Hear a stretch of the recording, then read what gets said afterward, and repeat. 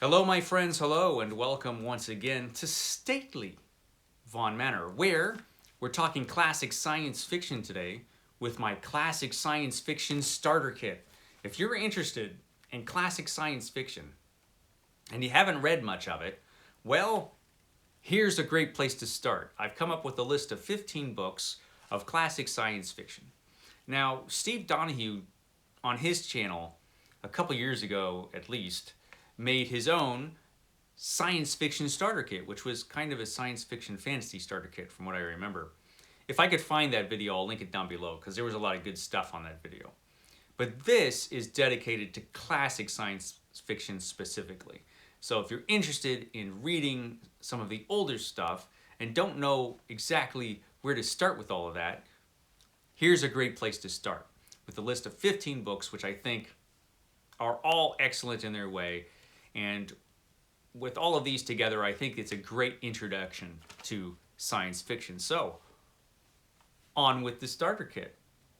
The first book on this list is The Time Machine by H.G. Wells. So this is an early classic of science fiction, which still holds up today as a story of science fiction and adventure with elements of horror in it.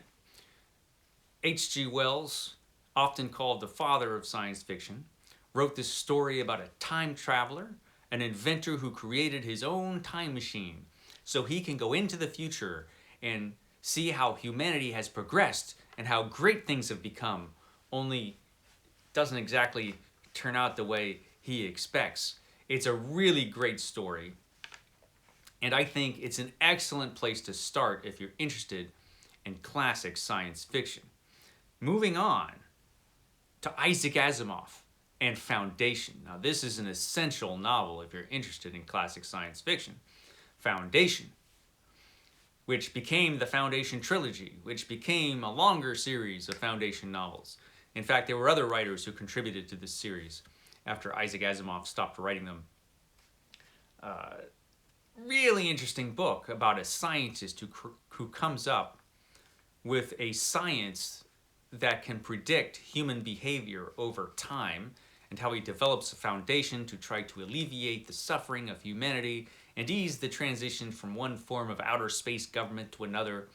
It really shows you the range of imagination in some of these old science fiction novels.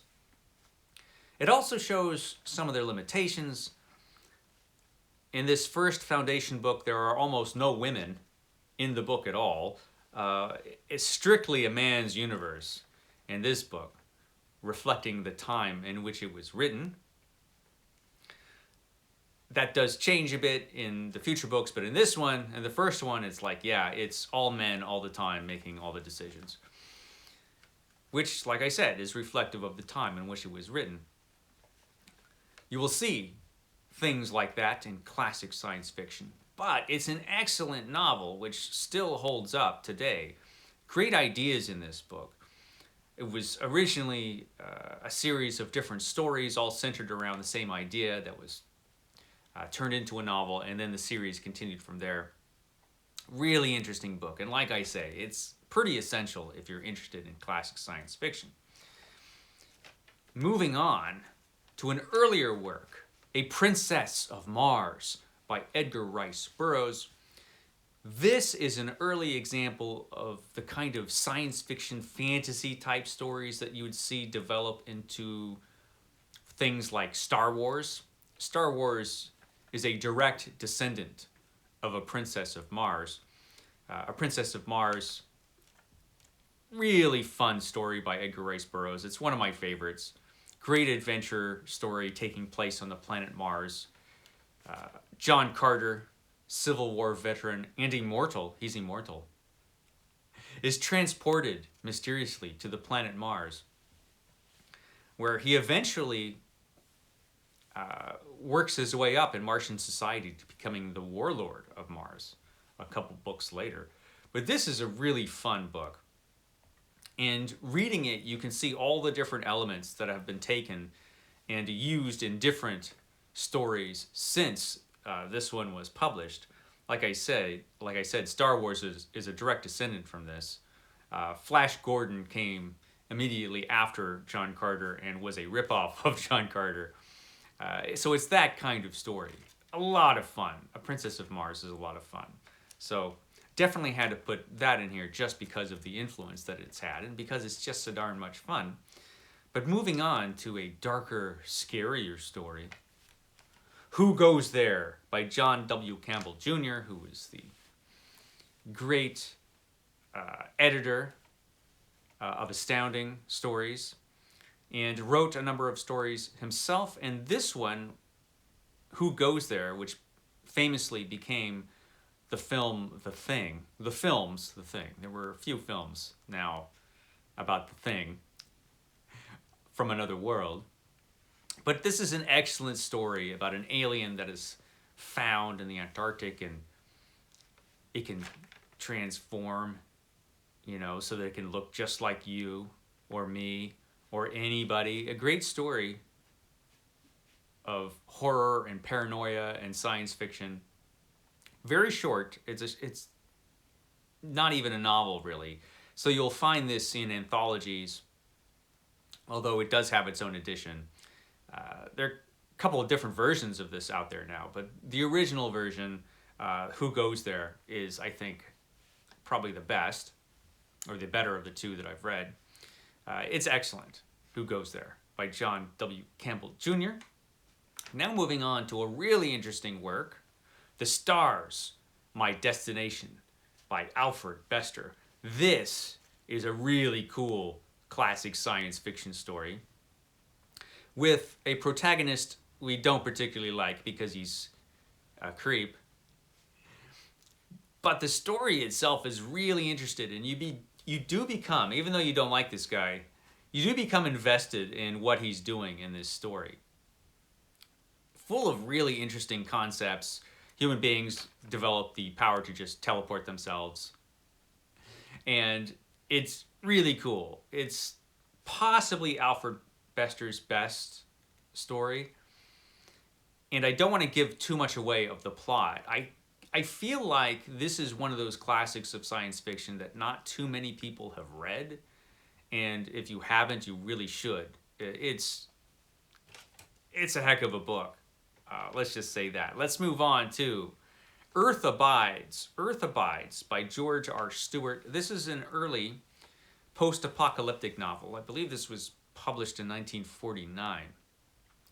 There were a few different books of this type that I could have chosen, but this is an earlier one, and it has a lot of the things that we find in later stories of this type. It's kind of a quiet novel of the apocalypse, where a disease wipes out most of humanity, which strikes uncomfortably close to home after some of our recent experiences. But this was really bad, and it leaves the earth almost empty of people. There are survivors, and those survivors have to try to create new lives for themselves. And you will see a lot of the situations and what became tropes that you find in other things. Like if you watch The Walking Dead, for example, you will actually see some of the things that you would see in Earth Abides. Only in Earth Abides there are no zombies. That's the difference. But you do have some human beings behaving badly. I mean, this is a new world with no rules, and people are trying to survive. And what happens when all the food runs out? And what happens when the water is shut off? And what do you do? It asks a lot of questions, and it has some interesting answers. So Earth Abides, excellent book. Now let's move on to Aliens with Childhood's End by Arthur C. Clarke. Arthur C. Clarke, classic science fiction writer. I could have chosen a lot of different stories from Arthur C. Clarke. This one, though, I like an awful lot. It's an interesting story about human beings' first contact with aliens and how those aliens are all superior and decide they're just going to, oversee human development, and how they don't interact with us too much at the start, but just kind of the development of our relationship with the aliens who are always, up there. It's a really interesting story from Arthur C. Clarke. And one of the more interesting stories about aliens and first contact, it's not really an alien invasion story, but it is an interesting story about contact with aliens and our developing relationship with these aliens. So I like that one. This one is another story about aliens, but it's a little darker. It's The Body Snatchers by Jack Finney. The Body Snatchers by Jack Finney, which became a couple famous movies. There's been at least 3 movies off of this book, and a couple of them are really good. The first one in the 50s was particularly good. This is a more insidious story about aliens. This is an alien invasion story, but it's not an alien invasion story in the way The War of the Worlds was. This is kind of an alien infiltration, where the aliens are not just invading our world, they're invading us personally. It's really an interesting story. It works great as a horror story. It's a really interesting work of science fiction and paranoia. Really good. If you've never read this thing, and I get the feeling that not many people have, you really should. A really good alien invasion story, The Body Snatchers. Moving on to a story of colonization, where we colonize another planet. We'll go to the Martian Chronicles by Ray Bradbury. Excellent book about the colonization of another world, Mars, which is inhabited, by the way. You didn't know that, but it is. Mars is inhabited, of course. And we started colonizing Mars back in the late 90s. Remember that? Yeah, we did. You'll find out all about it in this book. This was actually a book that was put together from a series of short stories that Ray Bradbury wrote about Mars and the colonization of Mars. A great series of stories. Really great science fiction stories with more than a touch of fantasy to them. They're just beautifully written, most of the stories in this volume. And they do tell one story, which is what happens when human beings colonize this other planet.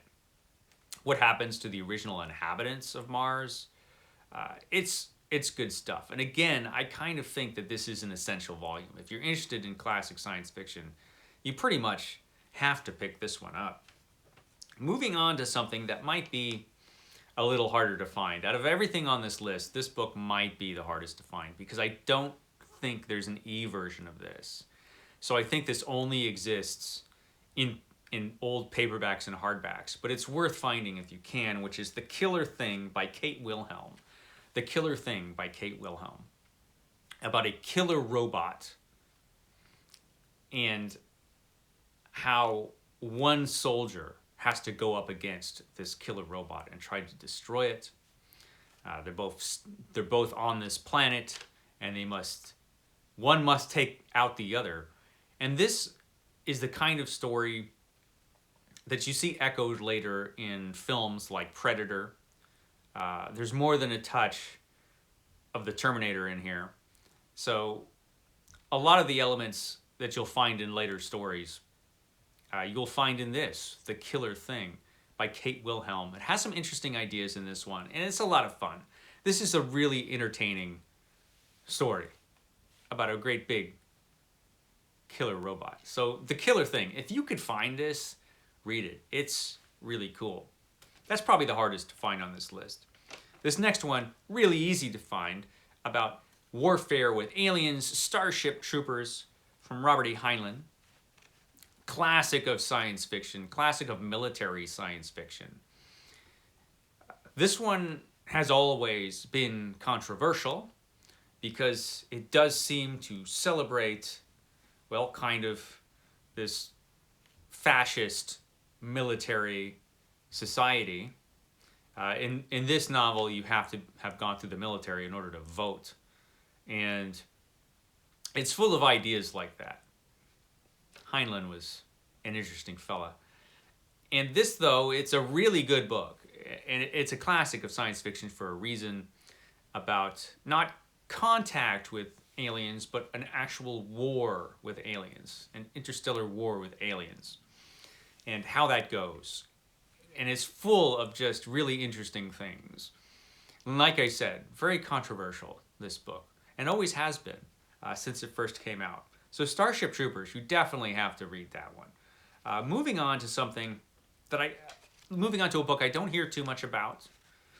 It's a book about, well, kind of accidental colonization of an alien world, and that would be The Blue World. The Blue World by Jack Vance, where a generation ago, a ship full of convicts crash lands on a planet covered in water, and how the people on the ship had to survive, and how they did survive, and a new society was born on this planet, and how the descendants of these people on this ship are all floating around on this planet, and how they have to deal with the inhabitants of this world.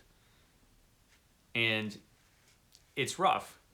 I don't want to give too much away of this book, because again, this is one of those books I don't think many people have read, The Blue World. And it's really a good read. And like I said, it's an excellent book about an accidental colonization of this world, and how the survivors on this world and the descendants of these survivors have to try to survive and deal with the creatures that are on this planet. And it's a rough go. You should check out The Blue World. I think there is an ebook copy of this, so this shouldn't be too hard to find from Jack Vance. Next, this is a necessary piece of science fiction, really. This is The Left Hand of Darkness by Ursula K. Le Guin. This is a great book about a guy on another planet trying to navigate a very different society from what he is used to. He has gone to this world to try to convince them to join his federation or his government. And this is a very different planet from what he's used to. The inhabitants are very different. And it is a story about trying to navigate a new world, a new culture. It's also a story about friendship and the friendship that he develops with one of these people on this other planet. And it's a book about gender and how important is gender in society. It's full of interesting ideas, and it's a really good read. It's one of my favorite books. You definitely have to check out The Left Hand of Darkness. Moving on to my very favorite classic science fiction book. You knew this one was going to be in here, which is City by Clifford D. Samac. There are actually a few books from Clifford D. Samac I could have chosen, but I still think, out of the books I've read from him, this is the best one. About the future of the Earth, and about human beings actually leaving the Earth. They slowly leave the planet Earth. And some human beings actually leave humanity behind altogether. And that's an interesting process, how that goes down. And it's about the inheritors of the planet Earth, which are robots and dogs, which is perfect. And again, this is a series, much like the Martian Chronicles, it's a series of stories that Clifford D. Samac wrote, all around this central theme that tells this one story, which is how human beings eventually leave the cities behind and leave the world behind. It's a fascinating book, a really good read. You should check it out. It's excellent. City. Moving on to the last book on the list, and you knew this book was going to be on here. It had to be. It's Dune. Probably the book on this list everybody is really familiar with now, because they just made some big old movie about it, which I didn't see because they only made half of the book into a movie. Once they make the whole book into a movie, I'll watch it, but haven't yet. The book, however, is fantastic. Really fascinating book. A bunch of different ideas in this book. very subtle in what it wants to say about putting too much faith in one person.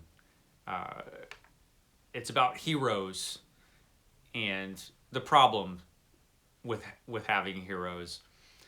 It's about a lot of stuff. It's fascinating. Dune. Again, this is a book that became a series. The whole series by Frank Herbert is really interesting. I think every book that he wrote in the Dune series is worth reading. This is definitely a must-read, though. I think if you're interested in classic science fiction, you can't really pass this one up. Again, a lot of stuff that was in this book showed up in other books and in movies after this. There's a lot of Dune in Star Wars, for example. And yeah, Dune by Frank Herbert. Goes without saying, that should be on here. So yeah, that's my science fiction starter kit. Hope you liked it. Hoped it was useful. And I will catch you next time.